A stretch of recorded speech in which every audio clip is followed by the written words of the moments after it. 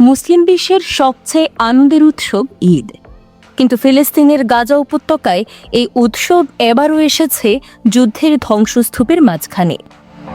Israel ফিলিস্তিন সংঘাতের দীর্ঘ সময় ধরে চলা হামলা ও অবরোধের কারণে গাজার লাখো মানুষ ঘরবাড়ি হারিয়ে শরণার্থী শিবির কিংবা ধ্বংসপ্রাপ্ত ভবনের পাশে আশ্রয় নিয়ে জীবন কাটাচ্ছে। সেই কঠিন বাস্তবতার মাঝেই তারা পালন করছে ঈদের দিন।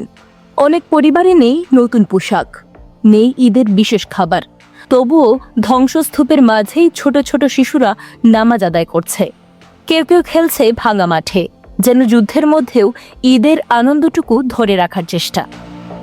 বিভিন্ন আন্তর্জাতিক প্রতিবেদনে বলা হয়েছে, গাজায় চলমান যুদ্ধ ও মানবিক সংকটের কারণে খাদ্য, ওষুধ ও প্রয়োজনীয় জিনিসের মারাত্মক সংকট দেখা দিয়েছে। এমনকি হাজার হাজার শিশু অপুষ্টি ও অনাহারের ঝুঁকিতে রয়েছে।